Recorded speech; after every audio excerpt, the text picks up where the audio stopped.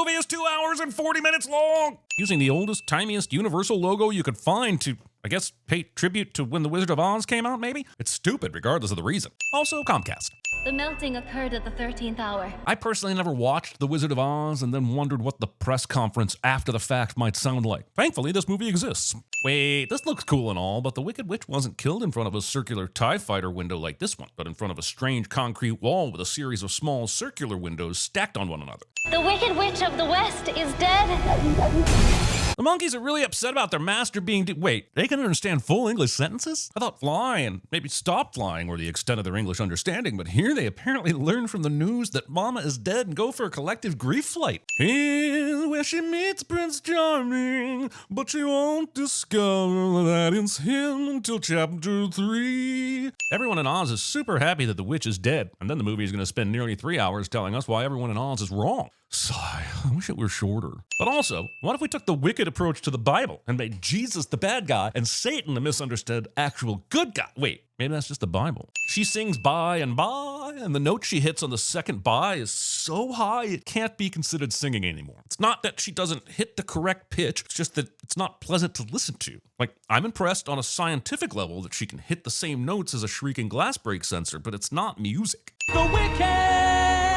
Roll credits. She sings Goodness Knows the Wicked Die Alone, but there were all kinds of folks around when the Wicked Witch of the West died. Gobs even. The entire town just sang Nothing Grows for the Wicked. They reap only what they've sown, but that doesn't make sense. If they've sown something and reaped it, then it must have grown. Why does wickedness happen? Some say it's caused by children asking stupid questions. Others say it has to do with the idea that the nostalgia of an established franchise is a safer investment than taking a chance on some new IP. After all, the Wicked Witch had a childhood. Flashback's position before a movie that is mostly all flashback. It's like an I'm not amused boosh. Like every family, they had their secrets. Okay, but how do you have their secrets? We eventually see you and Elphaba fight over this green bottle, but there's nothing to suggest that it results in her telling you about the time her mom took the Music Man's trombone for a spin. Everyone is so shocked that the baby is green that no one bothers to check if it is, like, breathing. Not even the talking bear or wolf. Her mom brought the elixir flask to her birth? This is all about our wonderful Wizard of Oz. Pop-up book's position. Her name is Elphaba Throp. How is she supposed to turn out to be anything other than a villain with that name? Her parents did her dirty. For a group sing-bragging about not mourning the wicked, they've certainly put a lot of effort into celebrating her death. They've choreographed a dance, built an effigy, and everything. At a certain point, it doesn't matter what you call it, you have put a lot of effort into acknowledging the person's death. Many of these dancing citizens of Munchkinland are way too close to this fire. Is it true you were her friend? I would rather have seen a few scenes of this rumor spreading than watch that huge musical production all about how evil and wicked the dead witch was. Part one. It's not goodbye. It's farewell. Let me consult the Von Trapp family. Listening. Yes, it seems goodbye and farewell are the same thing. My parents don't even know I left. Pretty sure your wife does, though. I, too, was disturbed by the sight of these mismatched socks. I could care less what others think. Couldn't. What?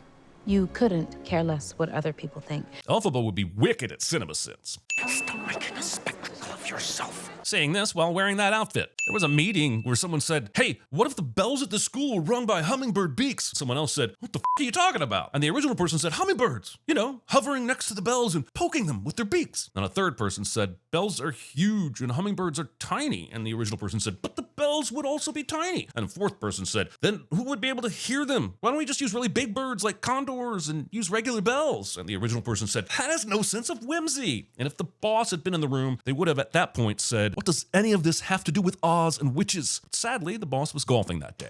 We are privileged to have our esteemed Dean of Sorcery Studies, Madam Marble. Harry Potter says what? Good luck.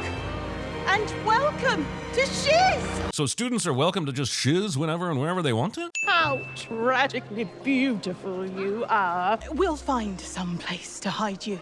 I mean, how's you? I guess this movie isn't going to do anything subtly. The extras are either so shocked that they can't stop staring or so oblivious that they don't even see her. Whatever the story needs, really. Stop! Let her go! Accidentally doing magic because you did magic hands when you did not intend to do magic. You can room with Miss Galinda. She's not a student, though. What is happening? This would be like my older brother dropping me off at high school on his chopper, only somehow in the process they realized he was really good at math and just enrolled him into my high school even though he's 22 years old. Something just takes over me. Something I can't control. All right. Welcome to Shiz. Thank you. I really need to, if I'm being honest. Who decided this architectural feature belonged here? This school is fucking dangerous. The issue with musicals is that it's hard to tell if these two students are racist or just put off by people singing in public. Sudden Mount Rushmore, Jeff Goldblum. It's, well, you know, it's surprising.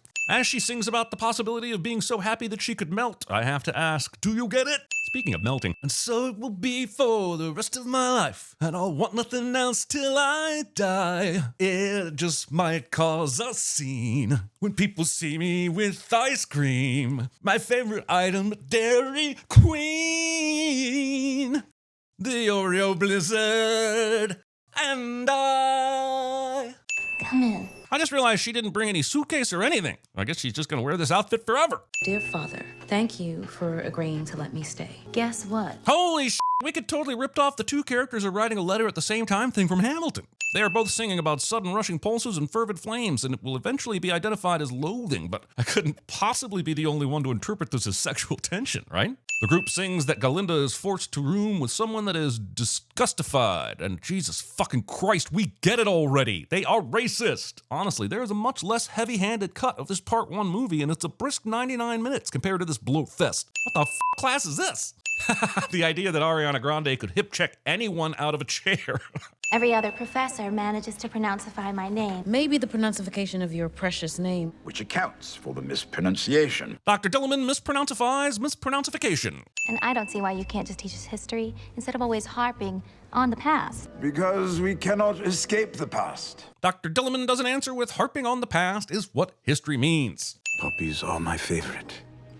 Mine too. I bet those are Chekhov's poppies. Elphaba doesn't notice that the first column keeps getting repeated over these 2 pages, and most egregiously, the weather spells paragraph is only sometimes indented. Having stilts and a long stick to perform this task is redundant. We animals are now being blamed for everything that goes wrong.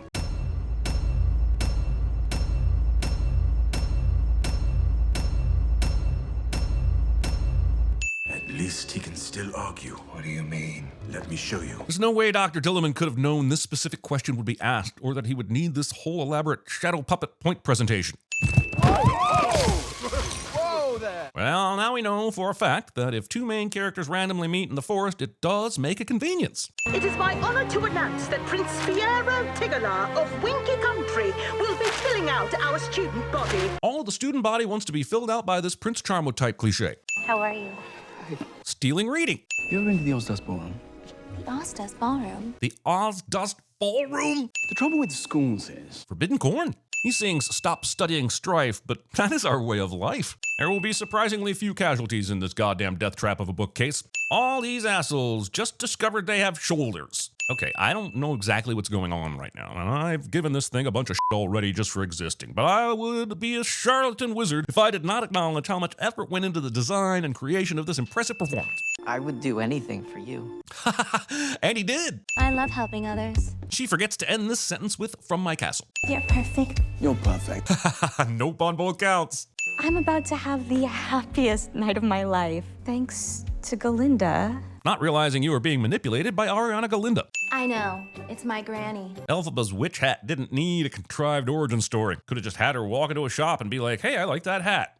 It's got me feeling myself. This underwater underground club where these fucking chicken type things play the organ 4 at a time, and this movie is on drugs. It's clear that Bach or Bick or Bickbach or whatever he's called would rather be with Galinda, but he decides to pretend to love Nessa, I guess, so that everyone ends up getting hurt. Miss Elphaba has requested that I include you in our sorcery seminar. And now the script made Madame Morrible get dressed up and go to the club to make good on a favor, despite it not being middle of the night important, because for some reason it is pulling a lot of strings to make Galinda's redemptive moment happen at the Ozdust Hotel and Casino. The entire crowd mocks her and she responds by dancing dramatically. Now, why didn't I ever think to try that when an entire room full of people were staring at me. Galinda's turn here feels unearned, because it seems to come about as a result of Elphaba convincing Morrible to teach her sorcery. Had that not occurred, we have no evidence that Galinda would have felt bad about trying to embarrass Elphaba with the hat. But now they will become best friends, and I'm supposed to be happy that they are happy despite knowing in the back of my mind that there's no real justice in the world. Thanks, movie. You're telling me that was your first party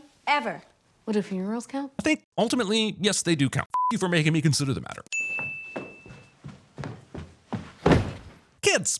Father began to worry that she might come out Green. He was so worried that he made my mother chew milk flowers day and night. Movie acts like her mom couldn't have told her father, don't worry, I wasn't banging random dudes and chugging green dye this time. The milk flowers made Nessa come too soon. I often blame it on the milk flowers as well. Now that we're friends, I've decided to make you my new project. We've now entered the she's all that portion of the movie. Red shoes click together 3 times. I see you, movie. I see you. You've been Galindified. Well, she is flipping her hair and isn't wearing glasses, but otherwise, there's nothing different about her. Now, one benefit of caging an animal this young is that in all likelihood, he'll never learn to speak. Holy shit, these assholes taking notes. Can you imagine a world where animals are kept in cages and they never learn to speak? Yes. I told you those poppies were going to come into play. I appreciate the rescue attempt here, but do they have any idea what kind of care that young animal needs? See, I think that thing needs milk more than water. You two pulled it out of a prison so you could kill it in the woods a couple days later. Good work. Great. It's probably eating poison ivy. And why was I the only one you didn't do it to? Sounds like he also dated my college girlfriend. I cannot. Everyone at this school being easily impressed by weird bullshit. It's a f***ing balloon. I'm not ready. It's too soon. I agree. Have we even seen these two doing magic training beyond that one coin levitation scene? But what about the crops? But simply, Glinda. Glad that Glinda mystery is solved, though I have to admit I wasn't expecting the reveal to be pretending to honor now-in-prison goat teacher by adopting his mispronunciation of your name as your real name. Honestly, Emerald City looks like the kind of place I would need a couple Xanax to tolerate without smacking some of these fools around and screaming, "Get the f*** out of my face!" Now the hummingbirds are hair salon employees. This entire culture is a dick to hummingbirds. Let's talk about the convenience of them happening to find this expositional theater play about the Grimmery. Well, that's pretty much it. It was super convenient. But the wise ones left a prophecy. Honestly, a prophecy was all this melting pot of fantasy cliches was really missing, so it makes perfect sense it would show up here. Oh my. The wizard is Peyton Manning! Am I the only one that noticed that what began as a stage play has spilled out into the street where all the former play's spectators are now participants in the play? So all these monkeys just sit here all damn day guarding this hallway? All 200 of them? You can do anything. I know we're just trying to give her some confidence here, but she absolutely cannot do anything. Recently, I've gotten a little stuck trying to figure out what color the bricks of that road ought to be. The origin story of a road's color is not what I just sat through 2 hours of movie for. Maybe someday you're going to be calling this whole pile of stones your home. I love Jeff Goldblum and always will. He's just too charming, but he almost always is playing Jeff Goldblum. My heart's desire is for you to help the animals. What? Record scratch? I would have bet $1,000 she was going to say it was for her sister to be able to walk again. She told that whole story about how her sister being in a wheelchair is her fault, but yeah, I guess the crap about the animals is good too. Movie finally answers the question of whether or not we need to hear Jeff Goldblum sing. Madam Morrible, what are you doing here? Nobody in this movie can sense bad things coming. Her name rhymes with horrible, you dipshits. This spell goes on for a long-ass time, and all the words in it seem to start with Abend. It's annoying. A spell from the Grimmery can never be reversed. Morrible just a moment ago said that she couldn't read the book. And I know Morrible is a liar, but you would think Elphaba or Glinda would call her out on this. It's just what we hoped for, eyes in the skies. Yes, they'll make perfect spies. Takes these two saying the quiet part loud for Elfie to finally realize she's being conned. The best way to bring folks together is to give them a real good enemy. It's true. This is why we created CinemaSins. If you want to keep your families safe, you'll stay loyal to our wizard. Dictatorships. She did this, the green one. Don't let her get away. They still need her to read the book, yet Morrible neglects to inform the monkeys that they want her taken alive. They've had wings for 30 seconds, but they all just instinctively know how to use those wings to fly. There's a fugitive at large here in the palace. Bring her to I'm not going to describe her in any way. It's just a woman. So I guess bring me all the women. Elphaba somehow knows how to work a hot air balloon, which is super convenient right now. Quick, jump! Musical misses the perfect opportunity for a well-placed, you might as well jump. Give me my leg.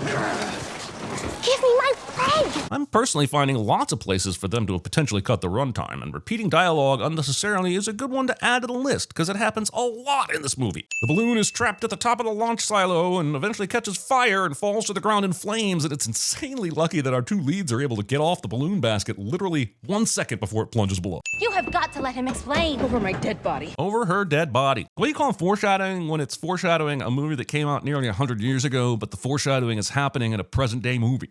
Past shadowing? Past shadowing? Past foreshadowing?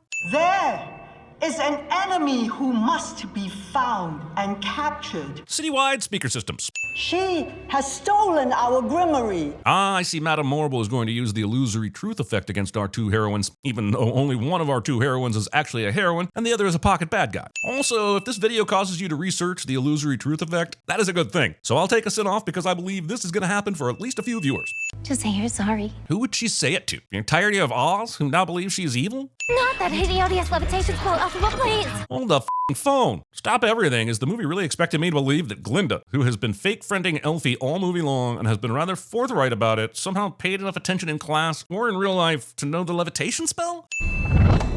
The broom doesn't choose you, you choose the broom, preferably as dramatically as possible. Elphaba begged Glinda to come with her for some reason, because for some reason, Elphaba has yet to see Glinda for what she really is, and it's getting on my last nerve. Elphaba and Glinda have abandoned any sense of urgency about being pursued in favor of this well-performed duet of Defying Gravity. But holy shit, if they would just continue escaping, they could do this later.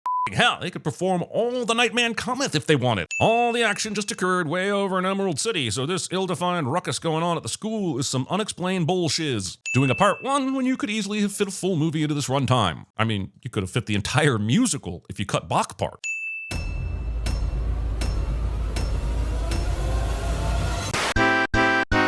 You dropped 150 grand on a f***ing education you could have got for $1.50 in late charges at the public library. Sweet, joycify, confusifying. And congratulations. Disgustify. Pronounceify my name. The pronunciation of those horrendous words. Scandalocious. The book place. The most scandalocious, the most hideous hats. How can I express my gratitude? The simple throat. Don't be so pessimistical. Such braverism. This is astoundifying. An outward manifestorium. That hideous levitation quote.